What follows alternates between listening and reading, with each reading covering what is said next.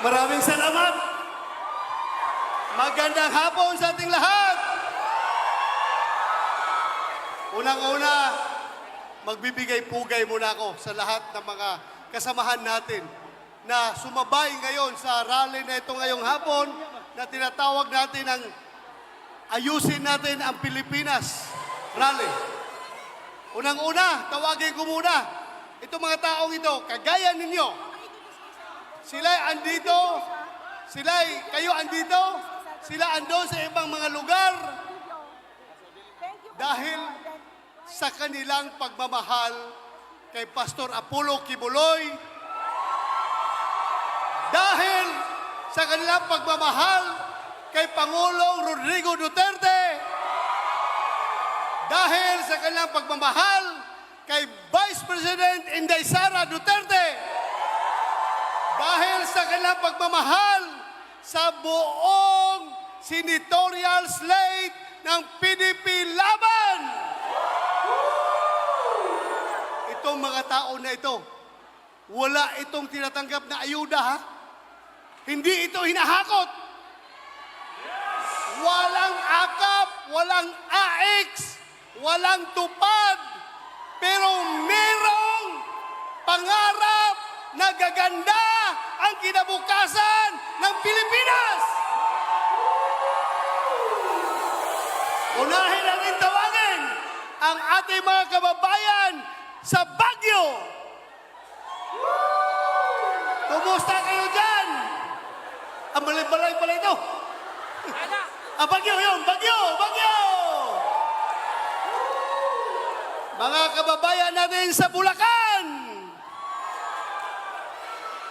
Santa Maria, Bulacan, ang ating mga kababayan sa Cavite, Imus, Cavite. Oh, masaya sila kahit walang tinatanggap na ayuda. Iba yung ikaw ay kumikilos dahil sa puso. Di ba? Galing sa puso yan. Tama. Tama. Ang ating mga kababayan sa Cainta, Rizal. Cainta, Rizal, oh. Ang ating mga kababayan sa Capiz, Rojas City. Kumusta kayo dyan? Ayos. Ang ating mga kababayan sa Cebu.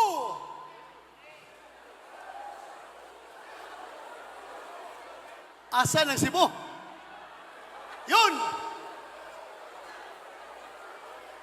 Ang ating mga kababayan sa Agusan.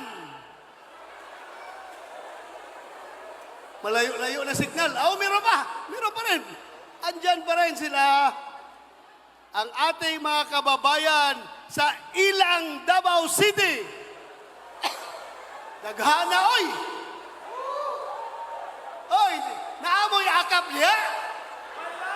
Wala, no? Pure heart yan, pure heart. Pure heart. Yung heart ni Senator Bongo. Pure heart yan, nandito sila. Dahil sa puso talaga. Ang ating mga kababayan sa Talumo, Davao City. Yun, kadami nila, oh. Ang dami. Ating mga kababayan sa Matanao, Davao del Sur. Ako, mga silingan. Oh, mga silingan. Ating mga kababayan sa Plaridel, Misamis Occidental. Yun. Ewan ko lang kung may linya ito ngayon, ha? Misamis Occidental, oh. Ang dami. Ang ating mga kababayan sa Turil, Davao City. May technical problem. Anyway, meron pa rin tayo dyan sa Davao de Oro. Mga kababayan natin sa Davao de Oro. And of course, ang ating mga kababayan dito sa Calamba, Laguna.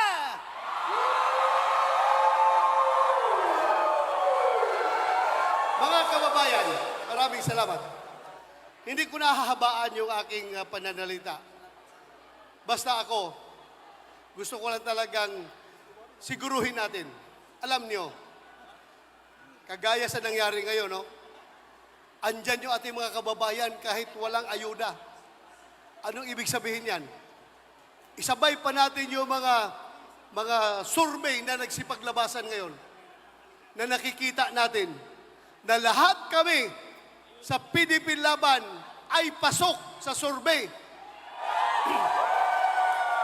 Yan ang totoong survey. Yan ang totoong survey. Kaming siyam sa PDP Laban ay pasok sa Magic 12. Anong indicator? Anong explanation yan? Anong explanation? Bakit ganon? Yun ang sinasabi natin na protest vote ng mga taong nasasaktan, ng mga taong naiinis, at mga taong galit sa ginagawa ng kasalukuyang kapangyarihan. Yan, mga tao niyan, tahimik lang yan. Pero pinapakita nila yung kanilang saloobin pagdating sa eleksyon. Kaya, I'm warning you, hold your breath, tighten your belt. Pagdating sa eleksyon, sasabihin ko sa iyo, magugulat na lang ang lahat na itong siyam na ito, Attorney Jamie Bundok, yours truly, Mr. Malasakit, Senator Bongo, Jamie Hinlo, Attorney Raul Lambino, Congressman Rodante Marcolita, of course, ang ating pinakamamahal na si Pastor Apollo Kibuloy, at si Attorney Vic Rodriguez, at Philip Ipi Salvador. Magulat na lang kayo pagdating sa eleksyon. Itong lahat na ito ay nakakalusot. Ako, I am not trying to be a prophet. I'm just trying to share with you yung aking nakikita habang ako'y umiikot sa buong Pilipinas. Nakikita ko talaga yung damdamin ng puso ng Pilipino na gusto nila talaga, sir, straight PDP Laban kami. Yun lang yung nagsasalita. Pero yung iba tahimik. Ayaw magsalita. Pero sabi nila, makita na lang ninyo, sir, sa magiging resulta ng halalan. Tingnan ninyo kung anong kalalabasan yan. Kaya, sana tayo, huwag tayong mawalan ng pag-asa. Fight pa rin tayo, kumbate pa rin tayo. Ano yung nangyayari ngayon, di ba? Everyday makita mo sa social media, meron papalabas ng binablog na nila yung paggagamit nila ng shabu. Nakita ninyo? Ginagawa ng live sa Facebook yung paggagamit ng shabu. Ang masaklap nito, parang ito mga tao na ito, pakiramdam nila, ito na ang new normal. Normal lang nagagamit ka ng shabu. Normal lang na ipagmamayabong mo sa buong mundo na ikaw isang drug user. Bakit? Ano na nangyari sa utak ng ating mga kababayan? Hahayaan ba natin na magiging ganito na lang palagi? Hindi! Kaya tayo andito dahil nga sabi natin, ayusin natin ang ating bayan rally. Yan ang purpose sa rally na ito. Ang mahirap dyan, yung ating mga anak, kabataan natin, wala tayong control sa kanila. Sila sige scan sa social media at nakikita nila itong mga adik na gumagamit ng shabu na pinag-post yung kanilang illegal activity. Anong isipin ng kabataan? Gamit ka ng shabu, kikita ka pa dahil ginagawa mong content sa iyong vlog yung paggagamit ng shabu. Kawawa. Kawawa ang kabataan, kawawa ang Pilipinas. Kaya huwag nating hayaan ito. Alam nyo, itong line-up na siyam ng PDP Laban, wala dito kahit isa gumagamit ng shabu. I can assure you! Yes! Ako'y magpapabitay kung mayroong isa dito na gumagamit ng shabu o kahit anong klaseng drugs. Itong mga tao na ito ay malinis talaga. I can assure you. Kaya, Tulungan natin ito sila dahil sila ay magiging team na tagapaglinis ng ating bayan. Tutulong sila sa ating kampanya laban sa illegal na droga.